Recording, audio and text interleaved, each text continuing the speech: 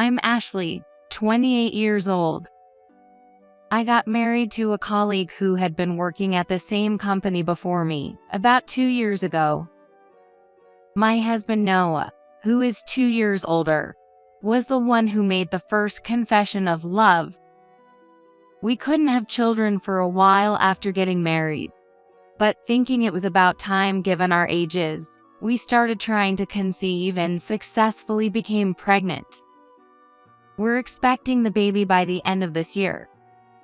Now that my morning sickness has settled, I've entered the stable mid-pregnancy stage, so I'm starting to think about various preparations for childbirth. I lost my parents early, so I am deeply grateful to his parents, George and Madeline. They are also eagerly looking forward to the birth of their first grandchild. They live quite in the countryside, so we don't get to meet often, but they always say, "You have to take good care of yourself. Make sure you eat well to give birth to a healthy baby, and send us nutritious foods and fresh vegetables and fruits they grow themselves." Thanks to them, I've recently gained a bit of weight, probably because I've been enjoying too many fresh veggies and fruits now that I'm in the stable period. I have an older sister. Her name is Patricia, 32 years old.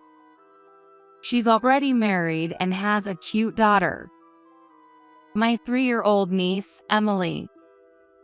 Noah's big brother, Harry, who is the same age with Patricia, adores her and is already declaring, "I'm not letting her marry off, and anyone who asks for her hand in marriage, I'll knock him out."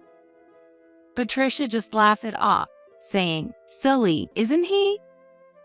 Well, it's a lively but good family. Now that I'm pregnant, my sister has become a great mentor, offering me advice. Ask me anything you don't know, okay? Since she's experienced, I'm looking forward to learning a lot from her. She also has some baby items she no longer uses, which could help with our expenses. When I go to the gynecologist, my sister Patricia accompanies me.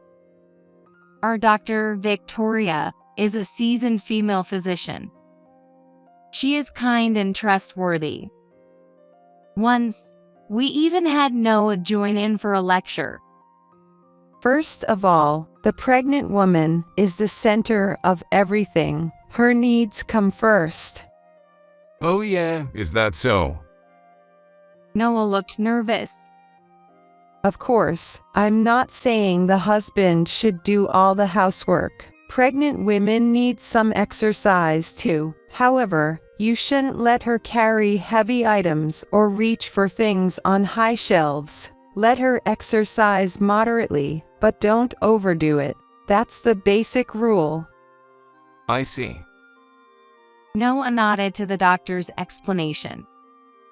Don't worry, I can handle cooking and shopping, so it would help if you could assist with cleaning and laundry. I straightforwardly asked Noah for help. Well, that's not much different from now. Leave the heavy shopping to me. He responds with a smile. It makes me genuinely happy that Noah is so proactive in saying such things. I quit my job after getting married, and now I work part-time at a local supermarket, cashiering and stocking shelves for about 3 to 4 hours, 3 days a week, which is easy on my body. Many coworkers who have given birth before are considerate and offer advice. Recently, Noah's job has become busier. Since we worked at the same company, I am familiar with what he does. It's a clerical work, so except for the fiscal year end, there shouldn't be much overtime. I've been busy because I started a new department. I was put in charge along with some younger colleagues, and they made me the leader. But I'm worried about him overdoing it. I have to try hard because I'm going to be a dad. Just don't overdo it. Yeah, I'm taking breaks appropriately, so I'm okay. He reassured me. Then, one day, I got a call from my cousin. Hey Ashley, I need some advice. His name is Thomas. He is 2 years younger than me and just got married last year. His wife is Alice. They were classmates and have been dating since high school. He recently found out she's pregnant and often consults me, since I have a bit more experience. So, what do you want to know? Well, Alice's morning sickness is really bad, and it's hard to watch because she's suffering. She can't eat anything because she can't stand the smell of bread. What should I do? Silly, isn't it? If she can't eat bread, let her eat cake, right? That's like saying Let Them Eat Cake by Marie Antoinette, or a cake logic. Anyway, seriously, tell me, how were you at that time? I just gave up on things that smelled bad and ate what I wanted to eat. Also, I made sure to drink plenty of fluids. Oh yeah, having mint-flavored chewing gum or candy helped me feel better. Okay, got it. Thanks, Ashley. If anything else comes up, I'll call you. If my older sister Patricia is mentoring me about childbirth, then my cousin Thomas is my protege. Our houses are close, and since he runs his own business, it's easy for him to find time, so we had many opportunities to meet even before he was married.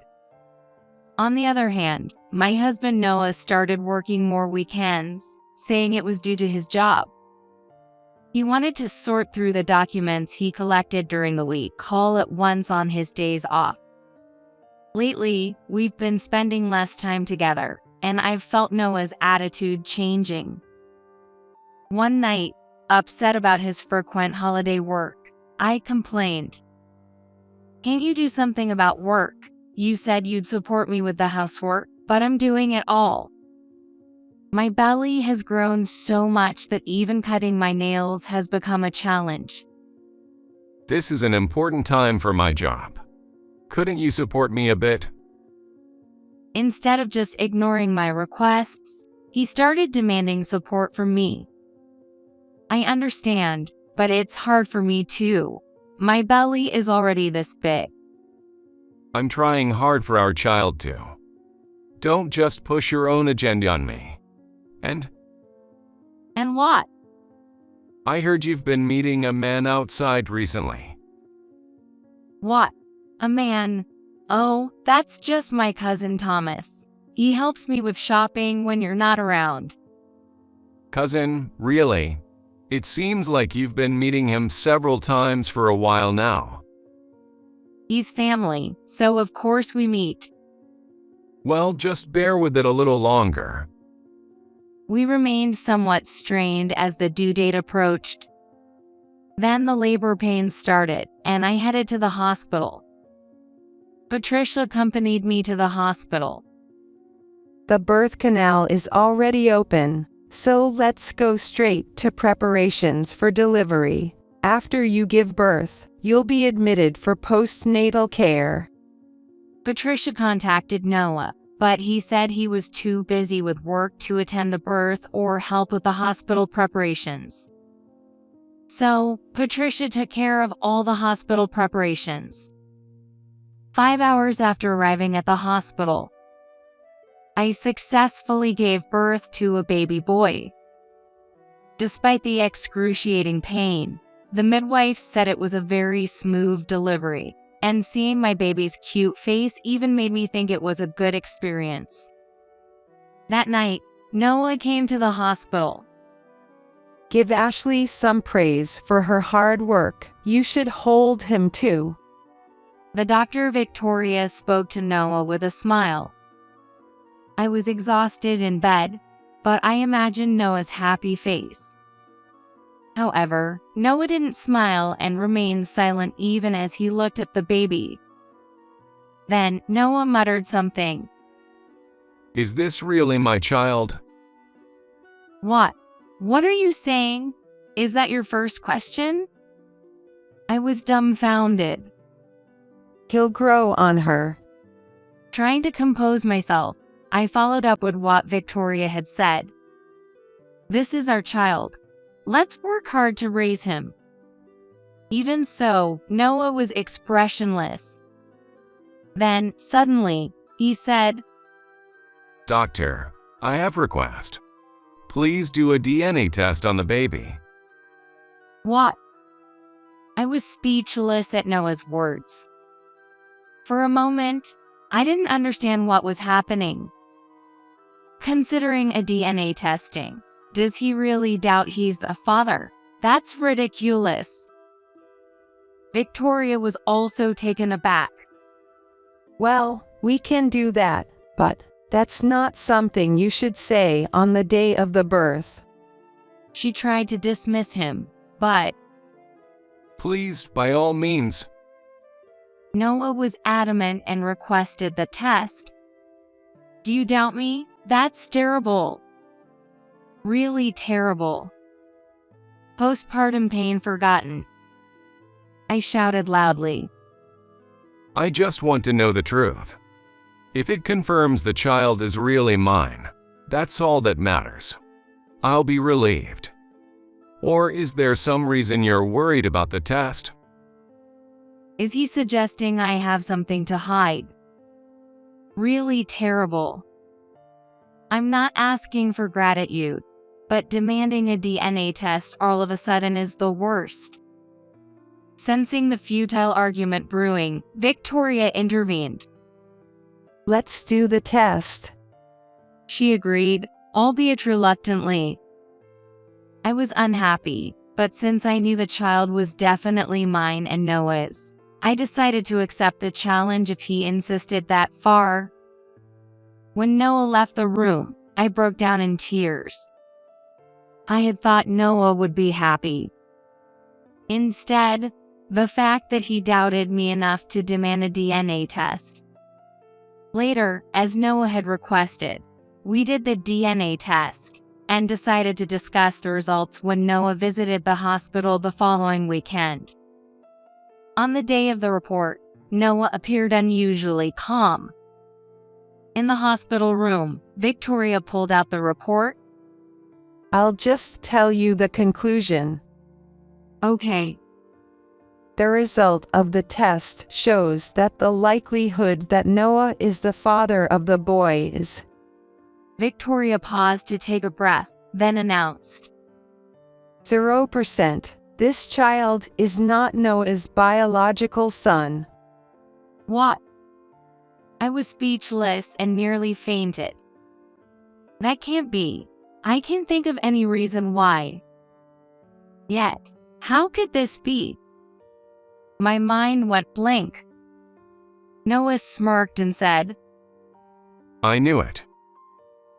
Then he said triumphantly, You're trying to pin a child from an affair on me, aren't you?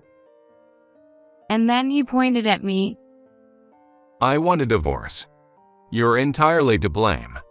I'm going to demand a hefty alimony, so be prepared. With those parting words, he left the hospital room. I was left utterly dumbfounded. I consulted with Patricia and Thomas. Patricia listened to my story quietly and then became indignant. Being falsely accused like this, it's no joke. We need to give him a taste of his own medicine. Yeah, I've got it all covered, so you can rest easy. Ashley, Thomas said, smirking confidently. This isn't a comforting conversation. Patricia was angry. yeah, right. Thomas chuckled, seemingly amused. I couldn't tell if they were serious or just enjoying my misfortune. Later, I got a call from Noah. I've decided to go through with the divorce. My parents agreed to. I'm the victim here, so I'll be seeking alimony. Maybe around $30,000. I'm thinking of leaving it to a lawyer. Is that okay? I informed him. Fine, but you're paying for the childbirth expenses yourself. I'm not spending a dime on someone else's kid. Have it your way. Yeah, I will do as I please. I'm a stranger now. If you can't pay the alimony, I'll take the house and land. As the victim, I have that right. Noah was adamantly aggressive. That house and land are inheritance from my deceased parents. I don't care. Anyway, I'm busy preparing for the divorce. I'll contact you again. I reported Noah's call to Patricia and then we proceeded with our next plan. I was soon to be discharged from the hospital, and my cousin Thomas came to pick me up in his car. Good job. How are you feeling? Yeah, I'm feeling much better, but I have to keep going for this little one's sake. I gazed down at the small life wrapped in a baby blanket. Right, I've got it all covered. Let's give that no of yours double, no, triple payback. We talked about this as we arrived home. My house, which I hadn't seen in a while, looked completely different. Noah had moved all his belongings out. The empty room only had the baby items I had prepared left behind. And there was a note from my husband. The note read, "I'm leaving the house. I won't come back. I'm not returning to my parents' house either, so don't bother looking for me. Only contact me if necessary." If he wasn't going back to his parents' house, I knew where he was headed. Really, he's quick with things like this. I sighed in exasperation. Shortly after, I received a call from Noah. Perfect timing. As soon as I answered, Noah yelled out, What do you think you're doing? Sending that stuff to my office. "Oh, about that. Well, since you wouldn't tell me where you are, I had to send it to your office, right?" I responded nonchalantly. How could you? My boss demanded an explanation, and I had to tell him about our divorce. Thanks to you, the whole office knows, and now everyone is looking at me strangely. It seemed my plan had indeed caused a stir around Noah. "It's none of my concern. You saw the contents, right? Make sure you come to the lawyer's office. Don't try to run away." Who's running away? You'd better be prepared to. I'm ready to fight this through. Apparently, the notice of content arranged by the lawyer had reached his company. I can just imagine Noah panicking. Yes, Noah's encirclement is nearly complete. And then, we had a discussion about the divorce at the lawyer's office. Noah's parents were also present. I was accompanied by my sister Patricia and her husband. Her husband is Harry. Harry, who works in construction, treats me like his own sister. And then the discussion began. Ashley cheated and had a child, then tried to pass it off as mine and raise it on my money. This is highly malicious, so I demand not only alimony but also compensation for the house and land in Ashley's name. This was Noah's main reason and condition for the divorce. Oh wow, he's quite bold. I was fully prepared and at ease. The lawyer explained, "We understand your story. However, even if the divorce is due to infidelity, property division will occur. And don't expect all your demands to be met. If there's a disagreement between the two of you, it's my job to mediate. I will make a fair judgment based on the facts. Please understand that." If that's the case, then justice is on my side. Having an affair and giving birth to someone else's child is practically fraud. Should we call the police? Ashley, that's terrible. We were happy about having a grandchild, and to find out it's not Noah's child. Doing this makes me sad. The most pitiful one is the child who was born, right? Please make amends and at least raise the child properly. They all spoke up. No matter if a lawyer gets involved, what you did can never be forgiven.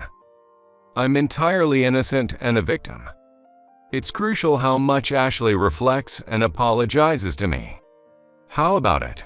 Do you feel remorse and are you ready to apologize? Noah seemed entirely convinced of his victory. Now's the time. No. The one who needs to reflect and apologize is you, Noah. What did you say? Taken aback by my unexpected counterattack, Noah stood up suddenly. I continued calmly. Just give it up. I know everything. What are you saying? I know who your affair partner is.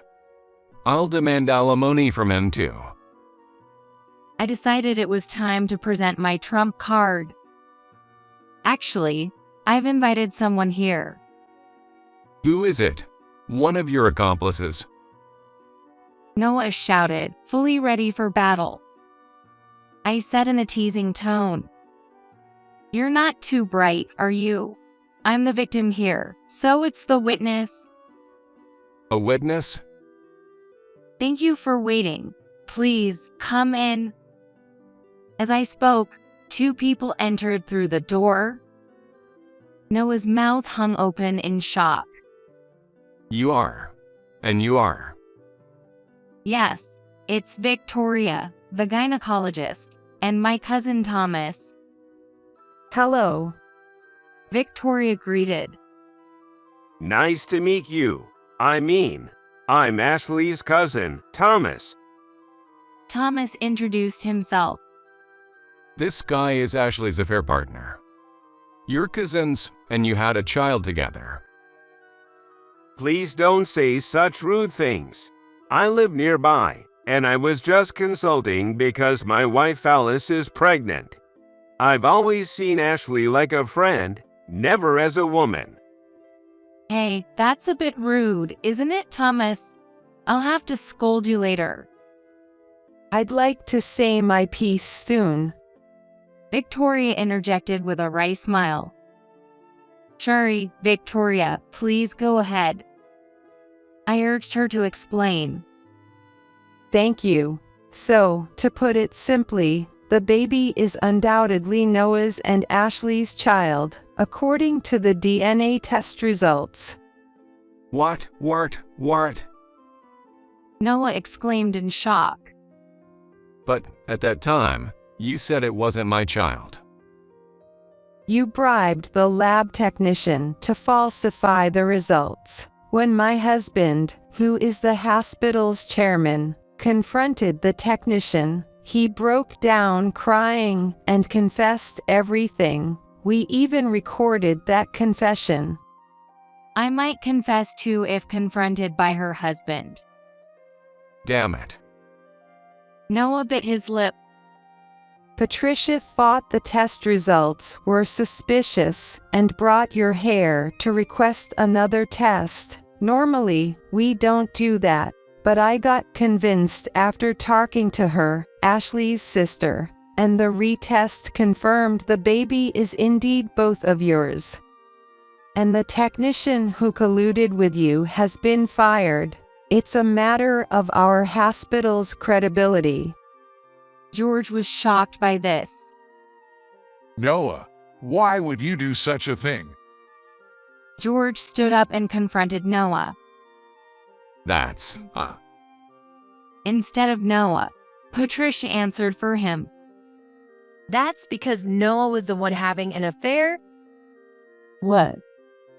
His parents gasped and were speechless. When we went shopping in the city, Patricia saw Noah walking with an unknown woman. It was Saturday, and when she checked with Ashley, she said Noah was supposed to be working that day. So it seemed suspicious, and she asked Thomas to look into it. Turn 2, Thomas said proudly. Yeah, actually, I used to work part-time at a detective agency during my student days, so I'm good at investigations. He began bragging.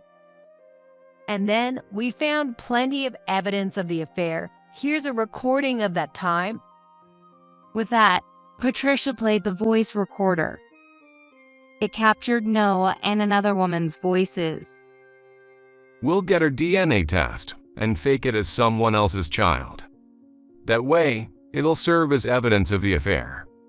There's a suitable guy. He's supposedly a cousin, but we have photos and can frame it as an affair. If it works out, I can push all the blame onto Ashley and get a divorce. I'll get alimony, and since she had a child, I can claim the house and land too. I'm the tragic hero. There's no problem with you and me being together. How's that? I'm a genius, right? More like a villain than a genius, you know. You're like a bad guy from a drama, aren't you? Their laughter followed on the recording. Stopping the recorder, Thomas added, Your partner is a younger colleague from your own team at work. Noah's face turned pale. With such compelling evidence presented, there was no room for him to argue. Well, now that the facts are clear, it's my turn. The lawyer said with a smirk. Then, pulling various documents from an envelope, he began to explain.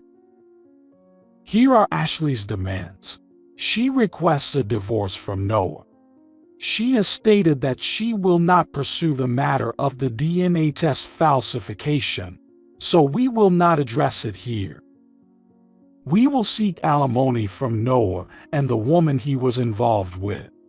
Additionally, we will demand property division and child support from Noah. His parents were utterly stunned by the unexpected turn of events.